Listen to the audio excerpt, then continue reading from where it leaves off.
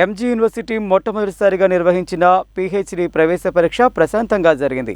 మొత్తం 399 మంది అభ్యర్థులు హాజరు కావాల్సి ఉండగా 334 మంది పరీక్షకు హాజరయ్యారు. మహాత్మాగాంధీ విశ్వవిద్యాలయంలో మొట్టమొదటిసారిగా నిర్వహించిన పీహెచ్డీ ప్రవేశ పరీక్షను యూనివర్సిటీ అధికార యంత్రాంగం సమర్థవంతంగా నిర్వహించింది.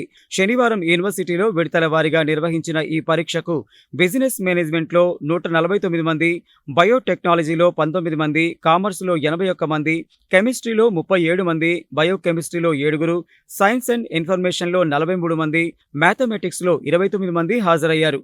ప్రవేశ పరీక్ష ప్రాథమిక కీని జూన్ 21న, తుది కీని జూలై 2న విడుదల చేయనున్నట్లు యూనివర్సిటీ అడ్మిషన్స్ డైరెక్టర్ ఆచార్య ఆకుల రవి తెలిపారు. పరీక్ష నిర్వహణపై అభ్యంతరాలు ఉంటే జూన్ 26లోపు తెలియచేయాలని సూచించారు. కాగా పరీక్ష జరుగుతున్న తీరును university registrar Alwala Ravi, OSD Anjireddy, directorate of admissions Akula Ravi, పరీక్షల నియంత్రణ అధికారి ఉపేందర్ రెడ్డి, ఆర్ట్స్ కళాశాల ప్రిన్సిపల్ మరియు సూపరింటెండెంట్ అరుణప్రియ పర్యవేక్షించారు.